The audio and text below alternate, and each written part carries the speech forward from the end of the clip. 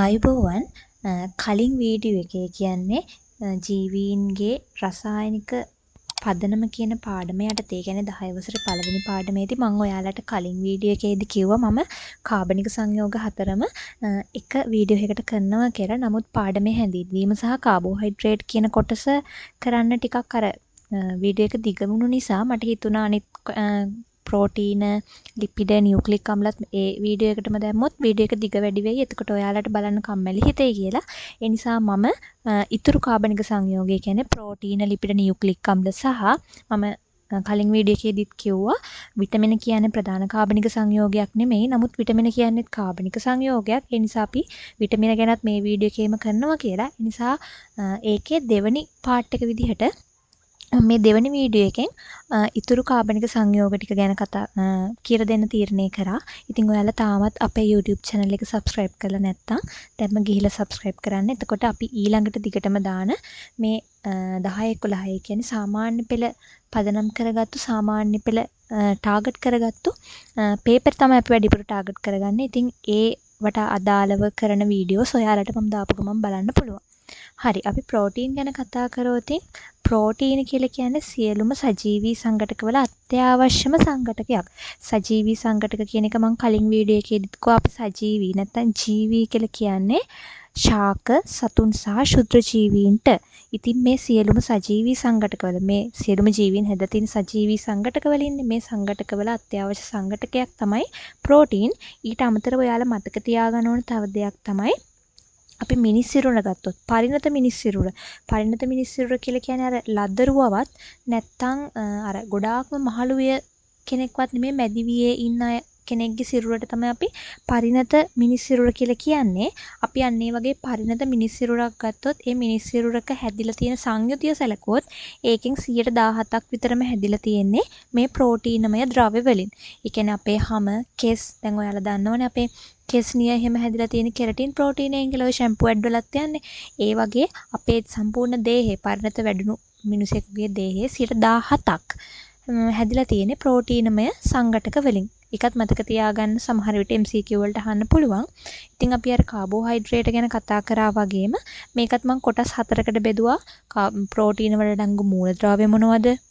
මේ ප්‍රෝටීන හැදලා තියෙන තැනුම් මේකකේ මොකක්ද? හඳුනා ගැනීමට සිදු කරන පරීක්ෂා මොනවද? සහ වැදගත්කම් මොනවද කියන එක. මේකෙදි අර කාබෝහයිඩ්‍රේට් වල තමයි ඔය කාබනික සංයෝග හතරෙන් කාබෝහයිඩ්‍රේට් ගැන තමයි ඔයාලට ලොකු විස්තරයක් දීලා තියෙන්නේ. හැබැයි ප්‍රෝටීන ලිපිඩ නියුක්ලික් අම්ල ගත්තාම ඔයාලට පොඩි පොඩි කරුණු ටිකක් තමයි මතක තියාගන්න තියෙන්නේ. ප්‍රෝටීන හැදිලා තියෙන කාබනික සංයෝග මේ මූලද්‍රව්‍ය වන්නේ කාබන්, හයිඩ්‍රජන්, ඔක්සිජන්, නයිට්‍රජන්. සමහර විට සල්ෆර් කියලා මම මෙතන දීලා තියෙනවා. ඒකට හේතුව තමයි ප්‍රෝටීනයක් අපි අරගෙන බැලුවොත් අනිවාර්යෙන්ම කාබන්, හයිඩ්‍රජන්, ඔක්සිජන් සහ නයිට්‍රජන් අනිවාර්යෙන්ම තියෙනවා. සමහර ප්‍රෝටීනවල සල්ෆර් තියෙන්න පුළුවන්. සමහර ප්‍රෝටීනවල සල්ෆර් නැහැ. මේක ඔයගොල්ලෝ මතක තියාගන්න ඕනේ මෙහෙමයි. MCQ papers කීපයකම මම දැක්ක පාස් papers වල ප්‍රෝටීන වල අඩංගු මූලද්‍රව්‍ය වන්නේ පහතේ වාතරින් කියලා දීලා තියෙනවා. Carbon, hydrogen, oxygen, nitrogen, sulphur. මෙතන සමහර විට වචන නැතුව සල්ෆර් කෙලින්ම දීලා තිබ්බා. එතකොට ඔයගොල්ලෝ සමහර විට වචන නැති වුණත් සල්ෆර් තියෙන උත්තරේ තමයි තෝරගන්න ඕනේ මේ හතරත් එක්ක. හැබැයි ඔයාලා ස්ට්‍රක්චර් පේපර් එක ප්‍රෝටීන වල අඩංගු මූලද්‍රව්‍ය මොනවද කියලා ඇහුවොත් ඒ වෙලාවට ඔයාලා ලියන්න ඕනේ කාබන්, හයිඩ්‍රජන්, ඔක්සිජන්, නයිට්‍රජන් සහ සමහර විට සල්ෆර් කියන එක ඔයගොල්ලෝ සඳහන් කරන්න ඕනේ සමහර විට කියන වචනේත් එක්ක.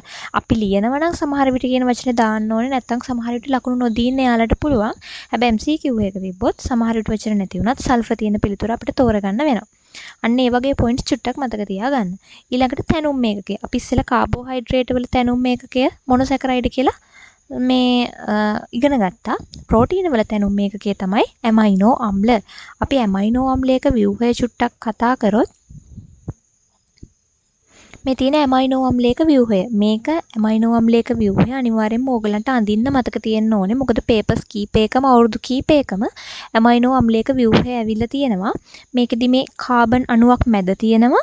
එක පැත්තකින් හයිඩ්‍රජන් අණුවක් අනිත් පැත්තෙන් NH2 ඇමයිනෝ කාණ්ඩයක් සහ COOH ඒ කියන්නේ කාබොක්සිල් කාණ්ඩයක්. සහ මෙතන R කාණ්ඩයක් අඩංගුයි. මෙතන R කාණ්ඩය කියලා කියන්නේ කාබන් සහ හයිඩ්‍රජන් විවිධ සංයුත වලින් ඒ කියන්නේ CH3 CH2 CH3 CH3 CH2 CH3 ඔය වගේ අර විවිධ කාණ්ඩයන් තියෙන්න පුළුවන්. අන්න ඒක අනුව තමයි ඇත්තටම ඇමයිනෝ අම්ල ව්‍යුහය වෙනස් වෙන්නේ. ප්‍රධාන වශයෙන්ම ඔයගොල්ලෝ මතක තියාගන්න ඕනේ දැන් ඔයගොල්ලන්ට ඇමයිනෝ අම්ලයක ව්‍යුහය නැත්නම් සමහරట్లాට පේපර් එකේ එන්න පුළුවන් ප්‍රෝටීනයක තැනුම් මේකකයේ ව්‍යුහය අඳ දක්වන්න කියලා. ඔයාලට ඇමයිනෝ අම්ලය කියන වචනේ දෙන්නේ නැහැ. ප්‍රෝටීනයක තැනුම් මේකකය අඳ දක්වන්න කියලා එනවා. එතකොට ප්‍රෝටීනයේ තැනුම් මේකකයේ ඇමයිනෝ අම්ලය කියලා ඔයගොල්ලෝ දැනගෙන ඉන්න ඕනේ. ඇමයිනෝ අම්ලයේ ව්‍යුහය තමයි මෙහෙම කාබන් වටේට ඔයාලා මේ කෙමිස්ට්‍රි වලදී ඉගෙනගෙන ඇති කාබන් වටේට අවසාන ශක්ති මට්ටමේ ඉලෙක්ට්‍රෝන 4ක් තියෙන නිසා බන්ධන 4ක් හදන්න පුළුවන්. එතකොට කාබන් වටේට බන්ධන 4ක් හදනවා. දෙපැත්තෙන් ඇමයින් කාණ්ඩයක් සහ කාබොක්සිල් කාණ්ඩයක් තියෙනවා. කාබොක්සිල් කාණ්ඩය මම මේ අමතර දැනුමට කියන්නේ කාබොක්සිල් කාණ්ඩය කියන්නේ ආම්ලික දෙයක්. ඇමයින් කාණ්ඩය ඇමයිනෝ කාණ්ඩය කියන්නේ භාෂ්මික දෙයක්. එතකොට අපි කියනවා සාමාන්‍යයෙන් ඇමයිනෝ අම්ලයක් උභයගුණී ලක්ෂණ. ඒ කියන්නේ භාෂ්මික සහ ආම්ලික ගතිගුණ දෙකම තියෙන නිසා උභයගුණී ලක්ෂණ පෙන්눔 කරන්න කියලා මේ දෙකට අමතරව හයිඩ්‍රජන් සහ ආර් කාණ්ඩයක් අඩංගු වෙනවා. මේක ඕගලන්ට ඇඳ ගන්න පුළුවන් වෙන්න ඕනේ. ඊට පස්සේ හඳුනා ගැනීමට සිදු කරන පරීක්ෂා. කාබෝහයිඩ්‍රේට් වලදී අපි පරීක්ෂා දෙකක් කතා කරා. එකක් තමයි අයඩින් පරීක්ෂාව, අනිත් එක තමයි බෙනඩික්ට් පරීක්ෂාව. ප්‍රෝටීන වල ඕගොල්ලන්ට මේ තියෙන්නේ බයුරේට් පරීක්ෂාව සිදු කරන්න. බයුරේට් පරීක්ෂාවේදී අර ලොකු සංකීර්ණ දෙයක් නෑ ඇත්තටම. බයුරේට් දැන් අපි අර බෙනඩික්ට් පරීක්ෂාවේදී මම කෙලින්ම කිව්වනේ ඕගලන්ට ග්ලූකෝස් වලට අපි බෙනඩික්ට් ද්‍රාවණය කියලා දාන්න කියලා. හැබැයි බයුරේට් පරීක්ෂාව ඔයාලට පැහැදිලි කරන්න කියලා ආවොත් ඔයාලට ලියන්න බෑ ප්‍රෝටීන ද්‍රාවණයකට බයුරේට් ප්‍රතිකාරකය දාලා බලනවා කියලා. ඔයාලා දැනගන්න ඕනේ බයුරේට් ප්‍රතිකාරකය හදන්නේ කොහොමද කියලා. සෝඩියම් හයිඩ්‍රොක්සයිඩ් සහ කොපර් සල්ෆේට් එකතු කරලා තමයි මේ බයුරේට් පරීක්ෂාව අපි සිදු කරන්නේ. ඒ කියන්නේ නම බයුරේට් කියලා තිබ්බට ඔයාලා පරීක්ෂණයේ ලියද්දි ලියන්න ඕනේ අපිට පරීක්ෂා කරන්න ඕන ද්‍රාවණය. ඒ කියන්නේ එක්ක ප්‍රෝටීන අඩංගු ද්‍රාවණයට සෝඩියම් හයිඩ්‍රොක්සයිඩ් වැඩි ප්‍රමාණයක්. සෝඩියම් හයිඩ්‍රොක්සයිඩ් කියන්නේ NaOH. එහෙම ඔයගොල්ලෝ ලියන්න ඕනේ. සෝඩියම් හයිඩ්‍රොක්සයිඩ් වැඩි ප්‍රමාණයක් සහ කොපර් සල්ෆේට් බිඳු කිහිපයක්. CuSO4. කොපර් සල්ෆේට් බිඳු කිහිපයක් දාලා ටිකක් වෙලා තියෙනකොට මෙන්න මේ වගේ මෙතින් ඇත්තම පරීක්ෂාව කරාම ඔයාලට බලා ගන්න පුළුවන් විදිය තද දම් පැහැයක් තමයි එන්නේ. ඔයාලගේ අච්චු පොතේ දීලා තියෙන්නේ මේ විදිහට. ඒ නිසා ඔයගොල්ලෝ තද දම් පැහැ කියලා ලියන්න ඕනේ. මේ විදිහට තමයි ඇත්තටම ඒකේ ප්‍රෝටීන තියෙනවා නම් එන්නේ. ඔයාලා දාන ප්‍රෝටීනය අනුව ප්‍රෝටීනුත් අපි දන්නවනේ ගොඩක් වර්ග තියෙනවා කියලා. ඒතකොට ප්‍රෝටීනයේ ප්‍රබලත්වය අනුව ඔයාලා දාන ප්‍රෝටීනය අනුව මේ දම්වල ප්‍රභේදනයේ චුට්ටක් මෙහෙ වෙනස් වෙන්න පුළුවන්. හැබැයි අපි පොදුවේ ප්‍රෝටීනමය ද්‍රාවණයකට මේ බයුරේට් පරීක්ෂාව කරාම තද දම් පැහැ ලැබෙනවා කියලා තමයි ලියන්නේ. ඒතකොට හොඳට මතක තියාගන්න අර බෙනඩික්ට් පරීක්ෂාවේදී කියන්නේ කාබෝහයිඩ්‍රේට් වලදී බෙනඩික්ට් පරීක්ෂාවේදී අපි කෙලින්ම කියන්නේ කාබෝහයිඩ්‍රේට් නැත්නම් ග්ලූකෝස් අඩංගු ද්‍රාවණයකට අපි කෙලින්ම බෙනඩික්ට් ප්‍රතිකාරකය දානවා කියලා. නමුත් බයුරේට් පරීක්ෂාව කරද්දී කියන්නේ ප්‍රෝටීනමය අඩංගු ද්‍රාවණයකට අපි කියන්නේ බයුරේට් ප්‍රතිකාරකය දානවා කියලා. අපි එතෙන්දී වෙන වෙනම පැහැදිලිව ලිවිය යුතුයි. සෝඩියම් හයිඩ්‍රොක්සයිඩ් වැඩි ප්‍රමාණයක් සහ කොපර් සල්ෆේට් බිඳු කිහිපයක් දානවා කියලා. එතකොට තද දම් පැහැයක් ලැබෙනවා කියන එක ලියන්න අවශ්‍යයි. ඊට පස්සේ අපි වැදගත්කම් ගැන කතා කරොත් මේක ශක්ති ප්‍රභවයක්. ප්‍රෝටීන කියන එක ශක්ති ප්‍රභවයක් ලෙස වැදගත් වෙනවා. මේක ඔයාලට කලින් වීඩියෝ එකක් බැලුවා නම් තේරෙනවා ඇති. අපි කාබෝහයිඩ්‍රේට් වල වැදගත්කම් යටතේත් කතා කරා. කාබෝහයිඩ්‍රේට් කියන්නේ ශක්ති ප්‍රභවයක් ලෙස ක්‍රියා කරන එකක් කියලා. ප්‍රෝටීන කියන්නේ එතකොට ශක්ති ප්‍රභවයක් ලෙස ක්‍රියා කරන එකක්. චුට්ටක් මේ ගැන වැඩිපුර කතා කරනවා නම් අපේ ඇඟ දැන් අපිට ශක්තිය අවශ්‍ය වෙන අපි මොනවා හරි වැඩක් කරද්දිනේ. අපි උදාහරණයක් විදිහට ගමු අපි දුවනවා කියලා. අපි දුවද්දි අපේ ඇඟට අවශ්‍ය ශක්තිය, ඒ දුවන්න අවශ්‍ය ශක්තිය ලබා ගන්න මුලින්ම අපේ ඇඟ දහනය කරන්න හොයන්නේ කාබෝහයිඩ්‍රේට්. ඒ කියන්නේ ග්ලූකෝස්. අපි හිතමු අපේ ඇඟේ අදාළ ග්ලූකෝස් ටික ඉවරයි කියලා. ඒ ටික දහනය කරලා ඉවරයි. හැබැයි අපිට තවත් ශක්තිය ඕනේ. අපිට තවත් ශක්තිය ඕන නම් ඊළඟට අපේ ඇඟ හොයන්නේ ලිපිඩ. ප්‍රෝටීන නෙමෙයි ලිපිඩ තමයි ඊළඟට අපේ ඇඟ හොයන්නේ ශක්තිය දහනය කරගන්න. කාබෝහයිඩ්‍රේටත් ඉවර වෙලා ලිපිඩත් ඉවර වෙලා නම් ප්‍රෝටීන වෙත එනවා. අවසාන වශයෙන් තමයි අපේ ඇඟ ප්‍රෝටීන් සලකා බලන්නේ ශක්ති ප්‍රභවයක් විදිහට. හැබැයි කොහොම වුණත් අපි ප්‍රෝටීන වල වැදගත්කම් යටතේ ශක්ති ප්‍රභවයක් ලෙස කියන එක ලියන්න පුළුවන්. ඊට අමතරව ව්‍යුහාත්මක සංඝටක සෑදීමට මම ප්‍රෝටීන ගැන කතා කරද්දිම ඕගලන්ට කිව්වා මුලින්ම අපේ ඇඟේ ව්‍යුහයෙන් 17%ක්ම ප්‍රෝටීනමය සංඝටක වලින් තමයි අඩංගු වෙන්නේ කියලා. හොඳම උදාහරණය තමයි අපේ හිසකේ නියපොතු හැදිලා තියෙන කෙරටින් ප්‍රෝටීනෙන්. එතකොට ඒ කියන්නේ ප්‍රෝටීනමය දෙයක් නේ. එතකොට ව්‍යුහාත්මක සංඝටක සාදනවා. ඊට අමතරව හෝමෝන ලෙස ක්‍රියා කරනවා. ප්‍රෝටීන ඇත්තටම හෝමෝන ලෙස ක්‍රියා කරනවා. ප්‍රෝටීන වගේම ඊළඟට දැන් අපි කතා කරන ලිපිඩත් හෝමෝන ලෙස ක්‍රියා කරනවා. ඒ නිසා පටල ගන්න එපා. ප්‍රෝටීනයි ලිපිඩයි දෙකම හෝමෝන විදිහට ක්‍රියා කරන්න පුළුවන්. ඊළඟට එන්සයිම. එන්සයිම කියන්නේ ඇත්තටම ප්‍රෝටීනයක්. දැන් මම කියන්නේ හෝමෝන ලිපිඩමය හෝමෝනක් තියෙනවා, ප්‍රෝටීනමය හෝමෝනක් තියෙනවා කියලා. නමුත් එන්සයිම එහෙම නැහැ. එන්සයිම අනිවාර්යයෙන්ම ප්‍රෝටීනයක්ම විතරයි. සියලුම එන්සයිම ප්‍රෝටීන වේ. අන්න ඒ වාක්‍ය හොඳට මතක තියාගන්න. හැබැයි සියලුම ප්‍රෝටීන එන්සයිම වේ කිව්වොත් ඒක වැරදි. ওই වගේ අර චුට්ටක් පටලලා අහනවා සමහරලාට පේපර්ස් වල සියලුම එන්සයිම ප්‍රෝටීන වේ. ඒක හරි. අපි දැන් ওই එන්සයිම විදිහට කතා කරනවා ඇමයිලේස්. ඔයගලන්ට ආහාර ජීර්ණ පද්ධතිය මගේ වීඩියෝස් බලුවා නම් තියෙනවා ඇමයිලේස්, ට්‍රිප්සින්, පෙප්සින් ඔය වගේ ගොඩක් එන්සයිම් වර්ග. ඒ එන්සයිම් හැම එකක්ම ප්‍රෝටීන. හැබැයි හැම ප්‍රෝටීනයක්ම එන්සයිමයක් නෙමෙයි. ඒක තේරුම් ගන්න දැන් මම ඉස්සෙල්ලා කතා කරන්නේ කෙරටින් කියන්නේ ප්‍රෝටීනයක් කියලා. කෙරටින් කියන්නේ හෝමෝනයක් නෙමෙයි. ඒතකොට හැම ප්‍රෝටීනයක්ම හෝමෝනයක් මේ එන්සයිමයක් වෙන්නේ නැහැ. හැම එන්සයිමයක්ම ප්‍රෝටීනයක් විදිහට ක්‍රියා කරනවා. ඊට පස්සේ ප්‍රතිදේහ ලෙස ක්‍රියා කරනවා. ප්‍රතිදේහ කියලා කියන්නේ අපේ ඇඟට විෂ බීජයක් නැත්නම් අපි හිතමු රෝගකාරකයක් ඇතුල් වුණාම අපේ ඇඟ ස්වාභාවිකවම ඒ රෝගකාරකය විනාශ කරලා අපේ ඇඟ ආරක්ෂා කරනවා. උදාහරණයක් විදියට දැන් අපි හෙම්බිරිස්සාව කියන එක බලමු. එතකොට අපිට සාමාන්‍යයෙන් අපේ ඇඟට තව කෙනෙක්ගෙන් ඒ වෛරසය හෝ බැක්ටීරියා ආසාදනයකින් ඒ වගේ ශුද්‍ර ජීවියෙක් ඇතුල් වුණාම අපේ ඇඟ ඇතුලේ මේ ප්‍රතිදේහ කියන දේ හැදිලා ඒගොල්ලන්ට පුළුවන් අර අපේ ඇඟට අපිට කියන්නේ ව්‍යාධි ජනකීන් අපේ ඇඟට ඇතුල් වෙච්ච ව්‍යාධි ජනකීන්ව විනාශ කරලා අපිව ලෙඩ රෝග වලින් ආරක්ෂා කරගන්න. ඒතර මේ එන්සයිම ගැන චුට්ටක් කතා කරන්න ඕනේ වැඩිපුර. මොකද ඔයාලගේ අච්චු පොතේ වෙනමම එන්සයිම ගැන පොඩ්ඩක් කතා කරලා තියෙනවා.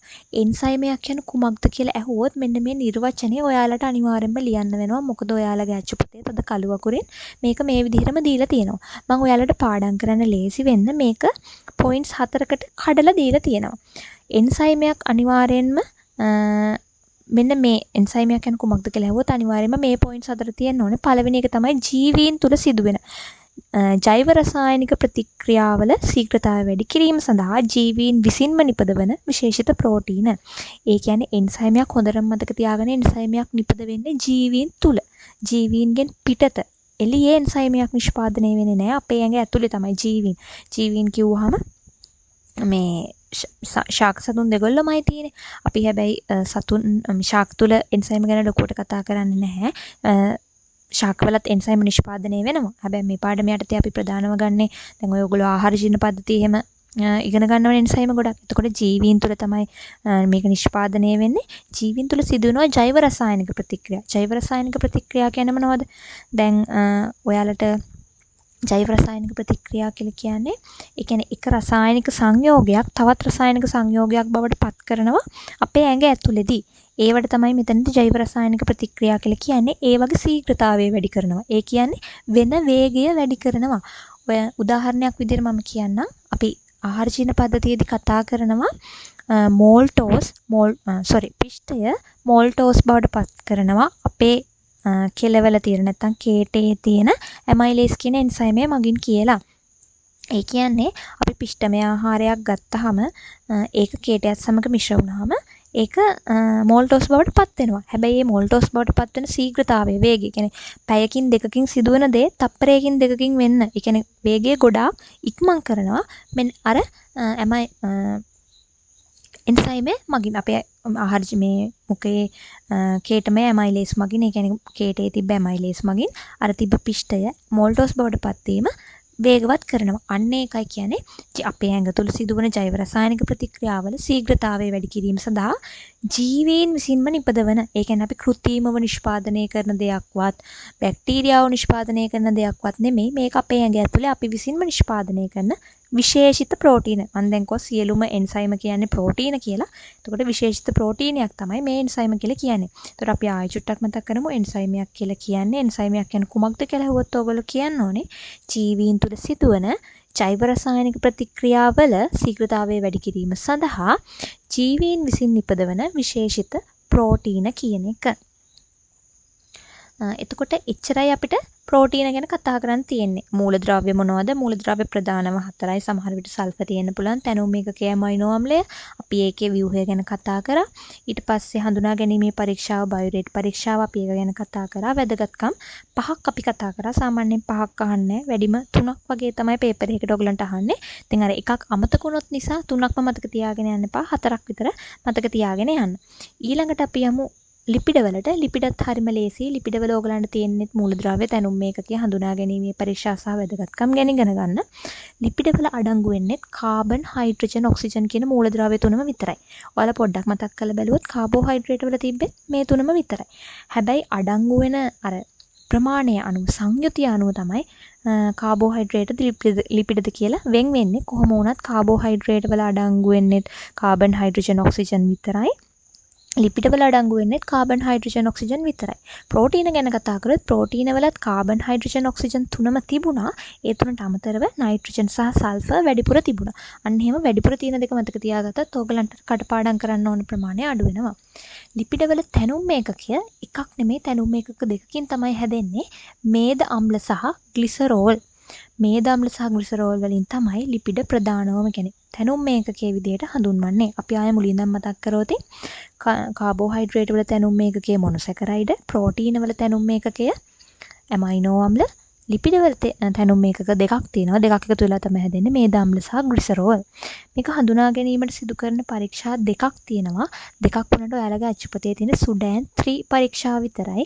හොඳට මතක තියාගන්න මේ සුඩාන් 3 කියලා ලියනකොට මේ 3 අනිවාර්යයෙන්ම රෝම ඉලක්කම් වලින් ලියන්න. ඒක සුඩාන් 3 හෝ සුඩාන් අර නිකන් ඔයගොල්ලෝ හින්දු අරාබි ඉලක්කම් වලින් 3 ලියන්න යන්න එපා. මේක තමයි සම්මතම ක්‍රමය. මෙහෙම ලියන්න සුඩාන් 3 පරීක්ෂාව.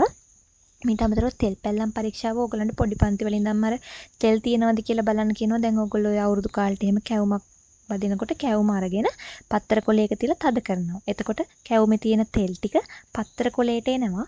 ඊට පස්සේ ඔයාලා ඒක කොච්චර ආය අවුවේ තියලා වේලුවත් මේ ඒකේ තියෙන තෙල් ටික නැති වෙලා යන්නේ නැහැ. ඔයාලා ආයෙක ඉරේලියකට නැත්නම් ආලෝකයට ඇල්ලුවලා බැලුවාම අර තෙල් පැල්ලම ඔයාලට පේනවා. හැබැයි ඔයාලා වතුර ටිකක් කොලයකට දාලා බලන්න. වතුර ටිකක් කොලයකට දාලා ඒක අර අපිට තෙමුණු ගමන් පේනවා. හැබැයි ආයේ අපි ඒක වේලලා ගත්තොත් කොලේ අපිට ආයේ වතුර දැම්ම කියලා ඒක පේන්නේ නැහැ. අන්න ඒකයි අපි අන්නේ පරීක්ෂාවෙන් මේකේ තෙල් තියෙනවද නැද්ද කියන එක හඳුනා ගන්න. ඒක සරලම පරීක්ෂාවක්. සුඩාන් 3 පරීක්ෂාවදී කරන්නේ සුඩාන් 3 ප්‍රතිකාරකය අපි තෙල් සහිත මේ අපිට නැත්තම් ලිපිඩ තියෙනවද කියලා බලා ගන්න ඕනේ ද්‍රාවණයට දැම්මහම අදාළ තෙල් තියෙන ස්තරය රතු පැහැති වෙනවා. මේකෙදි හරි ලස්සනයි මේ පරීක්ෂාව කරද්දී ඒ කියන්නේ මුලින්ම වතුර ටිකක් අරගෙන අපි වතුරට පොල් තෙල් ටිකක් දාලා තමයි මේක පාසල් විද්‍යාගාරයේදී කරන්නේ. ඔයාලා දන්නවා පොල් තෙල් ජලයේ පාවෙනවා. එතකොට මෙහෙම පොල් තෙල් ටික ජලයට පොල් තෙල් ටික මෙහෙම නිකන් දැම්මහම මෙහෙම උඩින් ස්තරයක් විදිහට තියෙනවා පොල් තෙල් ටික. අපි ඒක උඩට කෙලින්ම සුඩාන් 3 දැම්මොතින් මෙහෙම අර උඩ ස්තරයේ විතරක් ගාන රතු පාට වෙනවා. මේවයි චුට්ටක්වත්ම රතු පාට වෙන්නේ නැහැ. හැබැයි අපි පාසල් විද්‍යාගාරයේදී ඕක කරන්නේ මේ වගේ පරීක්ෂා නලයකට වතුර දාලා ඊට පස්සේ ඒක උඩින් තෙලුත් දාලා මේක හොඳින් කලත්තනවා. උඩින් ඇඟිල්ල තියලා හොඳින් මේක කලත්තනවා. එතකොට අර තෙල් ටික හැමතැනම විසිරීලා වගේ තියෙනවා. එතකොට අපිට අග්ගාලයකට සුඩාන් 3 ටිකකුත් දැම්මට පස්සේ මුළු හැමතැනම අපිට අර මේද ගෝලිකා තියෙනවනේ. තෙල් ගෝලිකා අන්නේ තෙල් ගෝලිකා විතරක් මේ විදිහට තනින් තන රතු පාට වෙලා බලන්න පුළුවන්. හැබැයි අපි මේක විනාඩි 10ක් 15ක් හොල්ලන්නේ නැතුව කොහෙන් හරි තිබ්බොත් සල්මන්ව තිබ්බොත් මේ වගේ අර තෙල් ස්තරය ආය උඩට ඇවිල්ලා මේ වගේ තෙල් තියෙන ටික විතරක් රතු පාට වෙලා ජලයේ ටික හැම අවර්ණ විදිහට අපිට පේනවා. ඒතර මේකදි මතක තියාගන්න ලිපිඩ පරීක්ෂා කරන්න අපි යොදාගන්න පරීක්ෂණය තමයි සුඩාන් 3 පරීක්ෂාව. ඒකෙදී අර ඉස්සෙල්ලා වගේ නෑ. කෙලින්ම අපිට කියන්න පුළුවන් අපිට බලා ගන්න ඕන ද්‍රාවණයට සුඩාන් 3 ප්‍රතිකාරකය දානවා කියලා. ලිපිඩ වල වැදගත්කම් ගැන කතා කරොත් ඒකත් මම ඉස්සෙල්ලත් කිව්වා ශක්ති ප්‍රභවයක් ලෙස කාබෝහයිඩ්‍රේට් ප්‍රෝටීන ලිපිඩ තුනම අපිට ශක්ති ප්‍රභවයක් ලෙස භාවිතා කරන්න පුළුවන්. ඒ වගේම ව්‍යුහාත්මක සංඝටක සැදීමටත් යොදා ගන්නවා. ඒ හොඳ උදාහරණයක් තමයි අපේ ඇහැ වටේට තියෙන පටලයක්. ඔයාලට ඒක පේන්නේ නමුත් ඔය දැන් කඳුළු එහෙම එන්නේ ටක් ගාලා. ඒ කියන්නේ අපි මොන හරි අපේ හැට ගියොතින් උඩ ඇලිලා වගේනේ තියෙන්නේ. ඒක අපේ ඇහැට එකපාරටම අර අපි ඔයාලා පොඩි පන්ති වල ඉගෙන ගන්න කළු ඉංගිරියාව ඒවට මේ ලොකු හානියක් වෙන්නේ නැහැ. උඩින් නිකන් ඇලිලා වගේ තියෙනවා. ඒ කියන්නේ අපේ ඇඟේ තියෙන ඒ වගේ ආරක්ෂා කරගත යුතු අවයව වටා තියෙනවා තෙල් ස්තරය. තෙල් ලිපිඩමය ස්තරයක්. මේ චූටි අර සෙලෝෆෙන් පටලයක් වගේ එකක්. අන්න ඒ වගේ ඒවට තමයි අපි ව්‍යුහාත්මක සංඝටක සෑදීමට උදාහරණ විදියට ගන්න වෙන්නේ. ඊට පස්සේ මම ඉස්සෙල්ලත් කිව්වා හෝමෝන සංශ්ලේෂණයට. ලිපිඩමය හෝමෝනක් තියෙනවා. ඉස්සෙල්ලා අපි කතා කරපු ප්‍රෝටීනමය හෝමෝනක් තියෙනවා. හෝමෝන නිෂ්පාදනය සඳහා ලිපිඩ වැදගත් වෙනවා. ඊට පස්සේ ජල සංරක්ෂණය සඳහා. ජල සංරක්ෂණය සඳහා කියලා කියන්නේ දැන් අපේ ඇඟේ වුණත් අපේ දේහයේ මතු පිටින් ලිපිඩමය ස්තරයක් තියෙනවා. අපිච්ච දෙයක්. ඕක ශාක පත්‍රවලක් තියෙනවා. ඔයාලට ওই ශුෂ්ක ශාකවල ගත්තොත් ශුෂ්ක ශාක කියලා කියන්නේ ගොඩක් පායන පැතිවල ওই හම්බන්තොට වගේ ප්‍රදේශවල තියෙන ශාක ගත්තොත් ගොඩක් පායන පැතිවල ඒ වගේ පත්‍ර ගොඩක් දිලිසෙනවා. ඒකට හේතුව තමයි පත්‍රයේ මතු පිට උච්චර්මයක් තියෙනවා. ඒක අපි කියනවා ඉටි වලින් නැත්නම් ලිපිඩ වලින් තමයි හැදලා තියෙන. ඉටි කියන්නේ ලිපිඩයක්. එතකොට අර කෙලින්ම සූර්ය රශ්මියෙන් ජලය වාෂ්ප වෙලා යන එක අඩු වෙනවා. මොකද ලිපිඩ ස්තරයක් උඩින් තියෙන නිසා. ඒ නිසා ජල සංරක්ෂණයට වැදගත් වෙනවා. ඒ වගේම දේහ උෂ්ණත්වය පවත්වා ගැනීම සඳහාත් වැදගත් වෙනවා. අපි අර දේහ උෂ්ණත්ව නියාමනයේ සමස්ථිතිය යටතේ මේ කතා කරන මොක මම තාම මේ වීඩියෝ එක දැම්මේ නැහැ. ඒකත් ළඟදීම බලාපොරොත්තු වෙන්න. දේහ උෂ්ණත්වය පවත්වා ගන්නත් මේ ලිපිඩ වැදගත් වෙනවා. අන්තිම එක තමයි අභ්‍යන්තරීන් ඉන්ද්‍රියන් ආරක්ෂාව. මම අර ඉස්සෙල්ලත් කිව්වා අපේ ඇඟ ඇතුලේ තියෙන ආරක්ෂා කරගත යුතු අවයව. කියන්නේ අපේ ඇඟේ තියෙන හැම අවයවයක් වටාම වගේ අර සෙලෝෆේන් කඩදාසියකින් වගේ වටේට පොඩි ආවරණයක් තියෙනවා. ඒක අපිට එහෙම ලොකුවට පේන්නේ නැහැ. ඒක හැදලා තියෙන්නේ ලිපිඩ වලින්. ඉතින් මේ වැදගත්කම් ටික තමයි ලිපිඩ වල අපිට බලා ගන්න තියෙන්නේ. අවසාන කියන්නේ අපි ප්‍රධාන කාබනික සංයෝග 4ක්නේ කතා කරන්නේ. ඒකේ අවසාන කාබනික සංයෝග ප්‍රධාන කාබනික සංයෝගවල 4 වෙනි එක තමයි නියුක්ලික් අම්ල කියලා කියන්නේ. මේකේ මූලද්‍රව්‍ය අර අනිත් තුනේ වගේම කාබන් හයිඩ්‍රජන් ඔක්සිජන් අඩංගු වෙනවා. ඊට අමතරව නයිට්‍රජන් සහ ෆොස්ෆරස් තියෙනවා. හොඳට මතක තියාගන්න ප්‍රෝටීන වල කාබන් හයිඩ්‍රජන් ඔක්සිජන් නයිට්‍රජන් සහ සමහර විට සල්ෆර් තිබුණේ. නමුත් නියුක්ලික් අම්ල වල කාබන් හයිඩ්‍රජන් ඔක්සිජන් නයිට්‍රජන් සහ ෆොස්ෆරස් අඩංගු වෙනවා. මේකෙදි වැදගත්ම නියුක්ලික් අම්ල වල ඔයාලගෙන් වැඩිපුරම අහන ප්‍රශ්නේ තමයි මේ තැනුම් මේකකය ගැන. නියුක්ලික් අම්ලයක තැනුම් මේකකය වෙන්නේ නියුක්ලියෝටයිඩ්. මේක ඔයාලා දැන් මේ පාඩම කරලා තියෙනවා නම් මේ වචනේ කටට හුරු වෙති. නැත්නම් අලුතෙන්ම 10 වසරෙන් එන කෙනෙක්ට මේ වචනේ දැක්කහම ටිකක් බය හිතෙනවා. මටත් 10 වසරේදී මේ වචනේ දැක්කහම බය හිතුණා. නියුක්ලියෝටයිඩ්. නමුත් මේක චුට්ටක් කියනකොට ඔයගලන්ට හුරු වෙයි. තැනුම් ඒකකයේ නියුක්ලියෝටයිඩයක්. නියුක්ලියෝටයිඩ් එක ව්‍යුහය අඳින්න. නැත්නම් නියුක්ලෙයික් අම්ලයක තැනුම් මේකකයේ අඳින්න ඇඳලේ කොටස් නම් කරන්න කියලා ගොඩක් වෙලාවට පේපර්ස් වල ඔය ස්ට්‍රක්චර් පේපර්ස් වල ඔයාලගේ ටර්ම් ටෙස්ට් පේපර් වල නම් නිතරම අහනවා. MCQ වල වගේ ගොඩක් වෙලාවට ඔයාලගෙන් බලාපොරොත්තු වෙන ප්‍රශ්නයක් තමයි ඒක. හොඳට මතක තියාගන්න මේකේ කොටස් තුනක් තියෙනවා. මේකේ මේ මැදින් තියෙන්නේ පංචාශ්‍රයක්. අපි මේකට කියනවා පෙන්ටෝස් සීනි කියලා. අර කලින් වීඩියෝ එකේදී මම කිව්වා කාබෝහයිඩ්‍රේට් වලදී අපි ඕගොල්ලන්ට කාබෝහයිඩ්‍රේට් වෙන් කරන්නේ මොනොසැකරයිඩ්, ඩයිසැකරයිඩ් සහ පොලිසැකරයිඩ් කියන ආකාර තුන විතරයි කියලා. හැබැයි මම එතනදී කිව්වා ඔයාලට ඒ ලෙවල් වලට ගියාට පස්සේ තියෙන කාබන් ප්‍රමාණය අනුව කාබෝහයිඩ්‍රේටේ තියෙන කාබන් ප්‍රමාණය අනුව කාබන් ට්‍රයෝස, ටෙට්‍රෝස, පෙන්ටෝස, හෙක්සෝස් කියලා තව කොටස් වලට බෙදෙනවා කියලා. එතකොට කාබෝහයිඩ්‍රේට් එක කාබන් 5ක් අඩංගු නම් අපි ඒකට කියන්නේ පෙන්ටෝස කියලා. අන්නේ පෙන්ටෝස් සීනි කොටසක් තමයි මෙතන තියෙන්නේ. මම ඒක අමතර දැනුමකට කිව්වේ. ඔයාලා කෙලිම මතක තියාගන්න මේ පෙන්ටෝස් සීනි. මේකට කියන්නේ පෙන්ටෝස් සීනි. මේ නියුක්ලික් අම්ලයක මැද තියෙන්නේ පෙන්ටෝස් සීනි. එතකොට මේ ෂඩාශ්‍රයේ මේ උඩ මේ පොයින්ට් එකේ ඉඳන් දකුණු පැත්තට මුලින්ම එන එක අපි අඳින්න ඕනේ මේ වගේ ඍජුකෝණාශ්‍රයකින්. මේකට අපි කියනවා නයිට්‍රජනීය භෂ්මයක් කියලා. ඒ වගේම පොයින්ට් එකේ ඉඳන් වම් පැත්තට එන මුල්ම තුඩට අපි මේ විදිහට වෘත්තයක් අඳින්න ඕනේ. ඒක ෆොස්ෆේට් කාණ්ඩයක්. මේක මම ඔයාලට මේ ඍජුකෝණාශ්‍ර අඳින්න, වෘත්ත අඳින්න, පංචාශ්‍ර අඳින්න කියලා කියන්නේ මේක සම්මතයක්. ඔයාලගෙන් තැනුම් මේකකේ නියුක්ලියෝටයිඩයක් අඳින්න කියලා කිව්වොත් අනිවාර්යෙන් ඕගොල්ලෝ පංචාශ්‍රයක් ඇඳලා මේ විදිහට පෙන්ටෝස් සීනි කියලා ලියලා ඒකේ දකුණු පැත්තේ පළවෙනි පොයින්ට් එකෙන් නයිට්‍රජනීය භෂ්මය මේ විදිහට ඍජුකෝණාශ්‍රයකිනුත් වම් පැත්තේ මේ වගේ පළවෙනි පොයින්ට් එක ෆොස්ෆේට් කියලා වෘත්තයකිනුත් අනිවාර්යෙන්ම අඳින්න ඕනේ. ඔයාලා මේ වගේ අර හැඩ වෙනස් කරොත් ඔයාලට ලකුණු හම්බෙන්නේ නැහැ. දැන් නියුක්ලික් අම්ලවල අපි අනිත් හැම එකේම කියන්නේ කාබෝහයිඩ්‍රේට් ප්‍රෝටීන් ලිපිඩ තුනේම මූලද්‍රව්‍ය තැනුම් මේකකේ ඊට පස්සේ කතා කරේ හඳුනා ගැනීමේ පරීක්ෂා. නියුක්ලික් අම්ලවල හඳුනා ගැනීමේ පරීක්ෂාවක් නැහැ. ඒකට හේතුව නියුක්ලික් අම්ල කියලා කියන්නේ ඔයාලා හොඳටම දන්නවා DNA RNA වලට. අපි DNA RNA වගේ දේවල් වලින් ඔය තමන්ගේ මව්පියන් හඳුනගන්න ඒවා ඊට පස්සේ අපරාධ පරීක්ෂණ වගේ දේවල් වලට යොදාගන්නේ. ඉතින් ඒ වගේ දේවල් අපිට සාමාන්‍යයෙන් පාසල් විද්‍යාගාරේ කරන්න බෑ. එතකොට පහසුකම් මදි. ඒව කරන්නේ ගොඩාක් දියුණු විද්‍යාගාර තුල DNA RNA හඳුනා ගැනීමේ පරීක්ෂා. ඉතින් ඔයාලට මේකේ දීලා තියෙන ප්‍රැක්ටිකල්ස් ටික ඕගොල්ලන්ගේ පාසල් විද්‍යාගාරේ කරන්න පුළුවන් ඒවා විතරයි. ඒ නිසා නියුක්ලික් අම්ලවල හඳුනා ගැනීමේ පරීක්ෂාවක් ඔයාලට පාසල් විද්‍යාගාරේ කරන්න බැරි නිසා ඒක ගැන ඉගෙන ගන්න නැහැ. එතකොට ඒකත් ලේසි. එතකොට නියුක්ලික් අම්ල ගැන ඉගෙන ගන්න තියෙන්නේ මූලද්‍රව්‍ය තැනුම් මේකකය සහ ඒකේ වැදගත්කම. අපි මුලින් වැදගත්කම් ගැන කතා කරන්න කලින් චුට්ටක් මෙතනට එමු. වැදගත්කම් වල නියුක්ලික් අම්ල ප්‍රධාන වශයෙන් ආකාර දෙකක් තියෙනවා. දැන් නියුක්ලියෝටයිඩ් ඒ කියන්නේ මම කියවන නියුක්ලික් අම්ල වල තැනුම් මේකකය කියලා. නියුක්ලික් අම්ලය අපි ප්‍රධාන වශයෙන් ආකාර දෙකකට බෙදනවා DNA RNA කියලා. මේ DNA කියන එක නම් ඔයගොල්ලෝ සාමාන්‍ය විවහාරේ පොඩි කාලේ ඉඳන්ම අහලා ඇති. DNA කියන්නේ කෙටි කරපු නමක්. මේකේ දිග වචනය තමයි ඩියොක්සිරයිබෝ නියුක්ලෙයික් අම්ලය. මේ නම පොඩ්ඩක් මතක තියාගන්න වෙනවා. ඔයාලා අදම නම් මේක ඇහුවේ චුට්ටක් ඔයාලට බය හිතේ අමාරු වචනයක් කියලා. හැබැයි මේක ටිකක් කියනකොට අහනකොට මේක නිකම්ම කටට හුරු වෙනවා. DNA කියන්නේ ඩියොක්සිරයිබෝ නියුක්ලෙයික් අම්ලය. එතකොට DNA වල තැනුම් මේකකේ. අපි පොදුවේ ඉස්සෙල්ලා නියුක්ලික් අම්ල වල තැනුම් මේකකේ නියුක්ලියෝටයිඩ් කියලා කිව්වේ. මේ DNA වල තැනුම් මේකේ මොකක්ද කියලා විශේෂ කරලා ඇහුවොත් අපි ඒකට මේ ඩියොක්සිරයිබෝ කියන කෑල්ල ඉස්සරහට දාලා නියුක්ලියෝටයිඩ් කියලා ලියන්න ඕනේ. කියන්නේ සරලව මතක තියාගන්න නියුක්ලික් අම්ලයක තැනුම් මේකකේ නියුක්ලියෝටයිඩ්.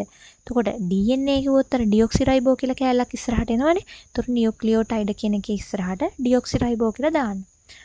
RNA කියලා කියන්නේ රයිබෝ නියුක්ලෙයික් අම්ලය. එතකොට ලොකුවට මතක තියාගන්න බෑ මේ මෙතන ඩියොක්සි කියන කෑල්ල අයින් කරන්න විතරයි තියෙන්නේ. රයිබෝ නියුක්ලික් අම්ලය තමයි RNA කියලා කියන්නේ. එතකොට ඒකේ තැනුම් මේකකයක් නියුක්ලියෝටයිඩයක්ම තමයි. රයිබෝ නියුක්ලික් අම්ලයක් නිසා රයිබෝ නියුක්ලියෝටයිඩයක් තමයි මේකේ තැනුම් මේකකය වෙන්නේ. මේ DNA RNA දෙකක් මම මෙතන රූප වලින් දාලා තියෙනවා. DNA RNA වල එහෙම දැක්කහම ඔයගලන්ට අඳුර ගන්න පුළුවන් වෙන්න ඕනේ. DNA කියලා කියන්නේ මේ ඔයගලන්ට පේනවා මේ නිල් පාට පටි දෙකකින්. ඒ කියන්නේ දඟරාකාරවර මේ සම්බන්ධ වෙලා තියෙනවා. ඒ කියන්නේ මේක අපි කියනවා ද්විත්ව දාමයි කියලා. RNA වල ප්‍රධාන වෙනස්කම තමයි මේක තනි දාමයක්. මේ තනි දාමේ මෙන්න මේ කහ පාටින් ඕගලන්ට පෙන්වන්නේ නයිට්‍රජනීය භෂ්ම. මේ නිල් පාටින් මෙන්න මේ විදිහට දාමේ මේකේ තමයි අර අපි ඉස්සෙල්ලා කතා කරපු ෆොස්ෆේට් කාණ්ඩය සහ පෙන්ටෝසින් කාණ්ඩය තියෙන්නේ. මේක ගැන ලොකුවට ගැඹුරින් ඉගෙන ගන්න ඔයාලට නැහැ. උසස් පෙළට ජීව විද්‍යාව කරොත් ඔයාලට මේක හඳුනා ගන්න පුළුවන්. දැන්ට සරලව මතක තියාගන්න DNA කියන්නේ ද්විත්ව දාමයක් මේ වගේ. RNA කියන්නේ මේ වගේ තනි දාමයක්. ඊට පස්සේ අපි කතා කරමු නියුක්ලික් අම්ල වල වැදගත්කම. ප්‍රධාන වශයෙන්ම නියුක්ලික් අම්ල කියලා කියන්නේ ජීවීන්ගේ ප්‍රවේණික තොරතුරු ගබඩා කරන එකක්. ප්‍රවේණික තොරතුරු කියලා කියන්නේ මොනවද?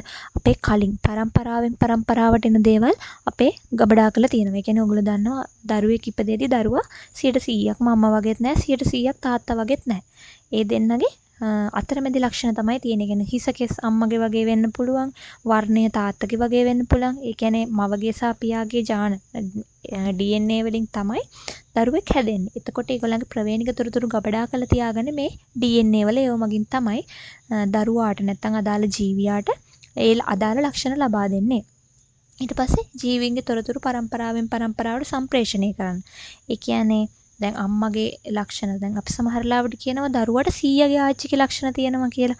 එහෙම ඔයගොල්ලෝ දැකලත් ඇති. සීයාගේ ආච්චිගේ පෙනුම, සීයාගේ ආච්චිගේ ලක්ෂණ සමහර වෙලාවට මුණුපුරුමුණි පිරියන්ට ඇති වෙනවා. අන්න එහෙම පරම්පරාවෙන් පරම්පරාවට ප්‍රවේණික තොරතුරු කියන්නේ ඒගොල්ලන්ගේ විවිධ ලක්ෂණ, ඒගොල්ලන්ට ආවේනික වෙච්ච විශේෂිත ලක්ෂණ සම්ප්‍රේෂණය වෙන්නත් මේ නියුක්ලික් අම්ල, ඒ කියන්නේ DNA ප්‍රධාන වශයෙන් වැදගත් වෙනවා. මේ දෙකටම DNA තමයි වැදගත් වෙන්නේ. ප්‍රෝටීන සංශ්ලේෂණයට අදාළ ක්‍රියාව සඳහා වැදගත් වෙන්නේ හොඳට මතක තියාගන්න RNA. RNA වලත් කොටස් තියෙනවා rRNA, mRNA, tRNA කියලා වර්ග තුනක්. මේ RNA වැදගත් වෙනවා මේ ප්‍රෝටීන සංශ්ලේෂණය කරන්න අපේ සෛල තුල. ඒක නම් ලොකු ක්‍රියාවලියක් වෙනමම ඉගෙන ගන්න තියෙන. ඒ නිසා සරලව ඔයගොල්ලෝ දැනට මතක තියාගන්න ප්‍රෝටීන් සංශ්ලේෂණය කිරීම සඳහා වැදගත් වෙනවා. පොදුවේ නියුක්ලික් අම්ල කියලා කිව්වට ප්‍රෝටීන් සංශ්ලේෂණය කිරීම සඳහා වැදගත් වෙන්නේ RNA. ඒ වගේම සෛලයේ සිදුවන සියලුම ජීව ක්‍රියාවලි පාලනය කරන්නත් මේ DNA වැදගත් වෙනවා.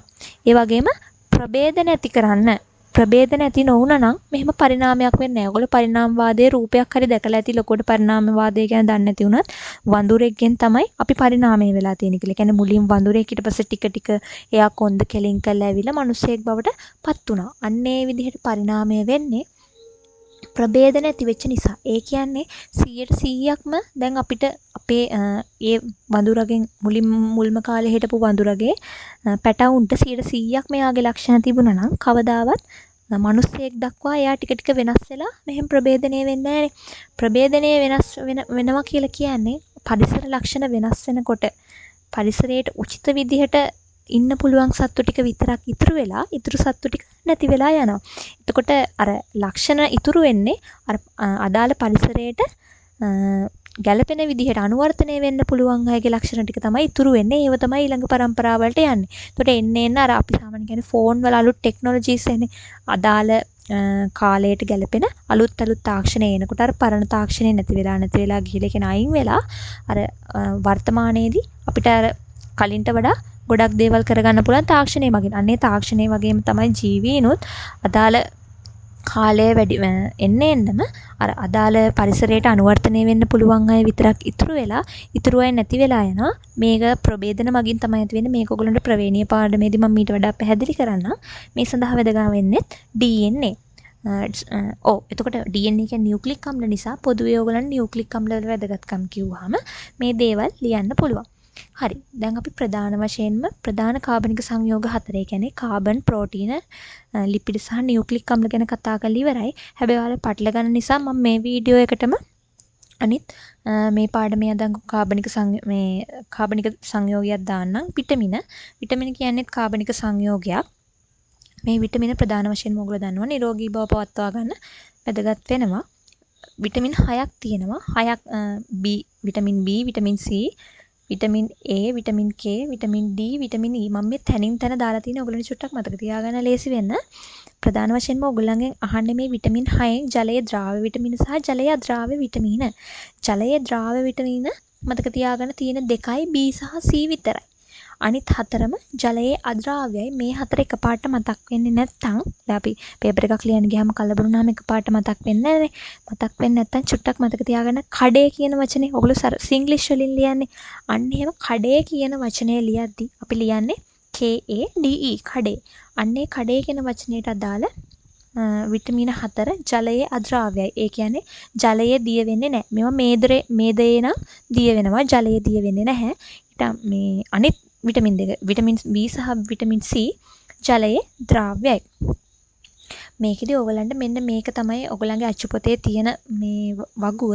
මම මේක ඒකයි අච්චුපතේ තියෙන එක හැමම දැම්මේ. මේක නම් ඔයගලන්ට චුට්ටක් මතක තියාගන්න වෙනවා. මොකද ඔයගොල්ලෝ පේපර්ස් බැලුවොත් සාමාන්‍යයෙන් අනිවාර්යයෙන්ම විටමින් වලින් අඩුම එක ප්‍රශ්නයක් එනවමයි MCQ වලට O level වලදී. ඒතර MCQ වලින් එකක් එනවා කියන්නේ ඒක තනි ලකුණක්නේ. ඔයාලා ලියන පේපර් එකේ නම් ලකුණු 5ක දේවල් ලියන්න ඕනේ පේපර් එකට එක ලකුණක් ගන්න. හැබැයි MCQ වල ඔයගලන්ගේ එකක් හරි ගියොත් ඒ ලකුණ හැමම ඔයාගේ පේපර් එකට එනවා. අපි හිතමු ඔයාට 74යි තියෙන්නේ. මේ විටමින් එක හරි ගියොත් 75 වෙනවා. ඒ කියන්නේ B එකක් A එකක් කරගන්න පුළුවන් එකපාරින්ම. හැබැයි ලියන පේපර් එකක ලකුණු 5ක් ලියන්න ඕනේ තනි එකක් ගන්න. එතකොට පොඩි පොයින්ට් එකක් තිබුණා කියලා එන්නේ නැහැ. හැබැයි මේ ළඟදී ඉඳලා මම දැක්ක පේපර්ස් අර ස්ට්‍රක්චර් එක අපි චුට්ටක් මේ අධ්‍යයනය කරද්දී ස්ට්‍රක්චර් පේපර් එකටත් පොඩ්ඩක් වගුවක් දීලා නැත්නම් ඒ වගේ දෙයකින් මේ විටමින් වලින් අහන ප්‍රවණතාවය වැඩි වෙලා තියෙනවා. චුට්ටක් මතක තියාගන්න විටමින් A B වලින් තමයි ගොඩක් අහලා තියෙන්නේ. විටමින් B වල අර ප්‍රභේදන තියෙනවා. විටමින් B6, විටමින් B12 ඒ වගේ දේවල්. විටමින් B වල ඕගලන්ට මුකුත්ම මතක් වෙන්නේ නැත්නම් අදාළ ඒවා චුට්ටක් අර අපි කපටි වෙන්න බෑ පේපර් එකක් ලියද්දි. ඔය රතු රුධිරාණු රුධිරය සම්බන්ධ මොනවා හරි ප්‍රශ්නයක් එක්කනම් මේ මොන විටමිනේද කියලා අහුවොත් විටමින් ඔයගොල්ලෝ දන්නේම නැත්නම් උත්තරේ විටමින් B ගන්න. මොකද අපේ රුධිරය සම්බන්ධ ගොඩාක් රෝග වළක්වා ගන්න. ඒ කියන්නේ මේ රුධිරය සම්බන්ධ ගැටලු ගොඩක් ඇති වෙනවා විටමින් B නැති වුණොත්. අපේ රුධිරය අඩු නම් ඒ කියන්නේ ඒ වගේ රුධිරයත් එක්ක සම්බන්ධ වෙන මොන හරි ගැටලු අපේ ඇඟේ ඇති වෙනවා නම් ගොඩක් වෙලාවට ඒකට හේතුව විටමින් E විටමින් B ඌණ වීම. ඒ වගේම මේකේ වැඩිපුරම අහන එකක් තමයි මේ බෙරිබෙරි රෝගය. බෙරිබෙරි රෝගය කියන එකත් ඔයගොල්ලෝ පොඩක් Google එකේ ගහලා බැලුවොත් ඕන ඔයගොල්ලන්ට රූපයක් එහෙම බලා ගන්න පුළුවන් වෙයි. හැබැයි අච්චුපතේ තිබ්බ මම දැක්ක රූපයක්. මේ බෙරිබෙරි රෝගයට බලපාන්නේ විටමින් B. මේක අපිට හිතලා සාමාන්‍යයෙන් ගන්න අමාරුයිනේ. ඒ නිසා බෙරිබෙරි කියන කොටත් BB නේ කියවෙන්නේ. ඒතකොට විටමින් B. අන්න ඒ වගේ දේවල් වලින් මතක තියාගන්න. විටමින් A නම් ගොඩක් වෙලාවට අපේ පෙනීමට වැදගත් වෙනවා. දෘෂ්ටි හා සම්බන්ධ දේවල් වලට තමයි විටමින් B වැදගත් වෙන්නේ. ඒතකොට විටමින් K ඔයගොල්ලෝ පොඩි කාලේ ඉඳන්ම දන්නවා අපේ රුධිරයේ කැට ගැහින්නේ නැත්තම්. ඒ කියන්නේ අපි අතක් එහෙම කැපුණොත් ටිකක් වෙලා යද්දි ලේ ගලන එක ඔටෝම නැවතිලා ඒ කුඩින් අර කබලක් වගේ බැඳිලා තියෙනවනේ. එහෙම වෙන්න බලපාන්නේ විටමින් K. අපේ ඇඟේ විටමින් K අඩු නම් ගොඩක් ලේ ගලනවා. ඒ වගේ මේ අත කැපුණු වෙලාවක ඒ වගේ ලේ ගැලීමක් සිදු වෙන වෙලාවක ප්‍රධාන වශයෙන්ම විටමින් K වලින් අහන්නේ එච්චරයි. විටමින් C ගොඩක් වෙලාවට වැදගත් වෙනවා අපේ දත්වල සහ සමේ නිරෝගී බව ඇති වෙන්න. අන්න ඒ ටික චුට්ටක් මතක තියාගන්න. මම ඒකයි ලේසියෙන් අර ලොකුවට පාඩම් කරන්න නැති වෙන්න කිව්වේ. අපේ රුධිරය සම්බන්ධ මොනවා හරි ප්‍රශ්නයක් ගැන අහලා තිබ්බොත් ඌනතාවයක් මොන විටමිනේ ඌන වීමෙන්ද මේ රුධිරය සම්බන්ධ ප්‍රශ්න ඇති වෙන්නේ කියලා විටමින් B නිසා තමයි ඒක වෙන්නේ. බෙරිබෙරි රෝගය කියන එකත් මතක තියාගන්න. B නිසානේ බෙරිබෙරි කියනකොට ලියන්නේ. ඒකට විටමින් B. අපේ දෘෂ්ටිය සම්බන්ධ මොන හරි ගැටලුවක් එනවා නම් ගොඩක් වෙලාවට ඒක විටමින් A ඌණ වීම නිසා ඇති වෙන රෝගයක්. අපේ සමේ හෝ දත්වල මොන හරි ප්‍රශ්නයක් එනවා නම් ඒක ගොඩක් වෙලාවට විටමින් C නිසා තමයි වෙන්නේ. අපේ රුධිරය කැටි ගැහෙන්නේ නැත්නම් විටමින් K. මේ දෙක චුට්ටක් මතක තියාගන්න. ඔය රිකට්සියාව ගැන එහෙම මීට අවුරුදු එකපාරක් පේපර් එකක ඇවිල්ලා තිබුණා මට මතකයි MCQ එකකට රිකට්සියාව කියලා කියන්නේ අස්ථි විකෘති වීමක්. ඒ කියන්නේ අර ඔයගලගේ අච්චුපතේ රූපයක් තිබුණා. ඒක විටමින් D නැතිවීම නිසා තමයි වෙන්නේ. පරිණත නොවුදර උපත් සිද්ධ වෙන්නේ අම්මට විටමින් E උණතාවයක් තියෙනවා නම් මේක ගැන අපි ආයෙ කතා කරනවා ප්‍රජනනයේ පාඩමේදී. ඒ නිසා ඒ පාඩමත් කරාම ඔයගලන්ට සාමාන්‍යයෙන් මේ වගේ දේවල් මතක හිටියේ. මේ ටික චුට්ටක් අවධානයෙන් තියාගන්න. මම ඔයාලට උදාහරණයක් විදිහට පේපර් එකක් පෙන්නන්නම්. මේ තියෙන්නේ පළාත් පේපර් එකක්. ඒතකොට මේ පළාත් පේපර් එකෙන් ඔයගලන්ගෙන් මෙන්න මේ වගේ ප්‍රශ්නයක් අහන්න පුළුවන්. දැන් ඔයාලා ඉගෙනගත්තු දේවල් වලින් චුට්ටක් මේකට අපි උත්තර සාකච්ඡා කරමු. පිෂ්ඨය හඳුනා ගැනීමේ පරීක්ෂාව තමයි අයඩින් පරීක්ෂාව. භාවිතා කරන ප්‍රතිකාරකය. කියන්නේ දාන්නේ මොනවද කියලා අහුවොත් අයඩින්ම තමයි. අපි කෙලින්ම අර ඕකේ වෙනස වෙන්නේ ප්‍රෝටීන් වල විතරයි. ප්‍රෝටීන් වල තමයි මේ තියෙන්නේ බයුරේට් පරීක්ෂාව. බයුරේට් පරීක්ෂාවේදී අපි ප්‍රතිකාරකයට බයුරේට් ප්‍රතිකාරකය කියලා ලියන්නේ නැහැ. සෝඩියම් හයිඩ්‍රොක්සයිඩ් සහ කොපර් සල්ෆේට් කියලා ලියන්න ඕනේ. මම අන්නේ වෙනස පෙන්වන්න තමයි මේ ප්‍රශ්නේ ඔයාලට දැම්මේ. එතකොට දැන් ග්ලූකෝස් පරීක්ෂාවට අපි දාන්නේ බෙනඩික්ට් පරීක්ෂාව තමයි කරන්නේ. ඒකට බෙනඩික්ට් ද්‍රාවණය දාන්නේ. මෙන්න මේක හොඳට මතක තියාගන්න. ප්‍රෝටීන් පරීක්ෂා කරන්න තමයි අපි බයුරේට් පරීක්ෂාව කරන්නේ. බයුරේට් ප්‍රතිකාරකය නෙමෙයි අපි මෙතෙන්දී ලියන්න ඕනේ සෝඩියම් හයිඩ්‍රොක්සයිඩ් සහ කොපර් සල්ෆේට් කියලා. පෝෂක ඇත්තම් නිරීක්ෂණය අපි චුට්ටක් ආයෙ මතක් කරමු. පිෂ්ඨයට අයඩින් දැම්මහම දම් පාටට හුරු නිල් පැහැයක් ඇති වෙනවා. ග්ලූකෝස් වලට බෙනඩික්ට් ද්‍රාවණය දාලා අදාළ අපි අර කිව්වා ජලතාපකයක් ආධාරයෙන් රත් කරාට පස්සේ ගඩොල් රතු අවක්ෂේපයක් තමයි ලැබෙන්නේ. ඊට පස්සේ ප්‍රෝටීන් වලට බයුරේට් පරීක්ෂාව කරාම තද දම් පැහැයක් තමයි ලැබෙන්නේ. මෙන්න මේ වගේ ප්‍රශ්න මම අර විශේෂ කළ කිව්වෝගලන්ට නියුක්ලියෝටයිඩ් එක ව්‍යුහය අපිට මේ වගේ දීලා මොකක්ද මේකේ නම ඔය වගේ ප්‍රශ්න ටිකක් අහන්න පුළුවන්. ඉතින් ඒ ටික පුළුවන් නම් ඔයගලන්ට ලේසියෙන්ම මේ ලකුණු ටික ස්කෝර් කරගන්න පුළුවන්. මේ අපිට බයෝ වලින් ලේසියෙන් ලකුණු ගන්න පුළුවන් ඔය විදිහට. ඉතින් අපි ඊළඟ වීඩියෝ එකෙන් අකාබනික සංයෝගය කියන්නේ ඛනිජ ලවණයි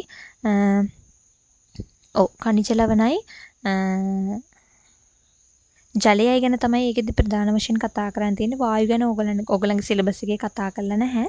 ඉතින් අපි ඒ පාඩම් දෙක චූටි වීඩියෝ එකකින් ගෙනෙන පොරොන්දුව පිට මම මේ වීඩියෝ එක අවසන් කරනවා. ඔයාලා තාමත් අපේ YouTube channel එක subscribe කරලා නැත්නම් දැන්ම subscribe කරන්න.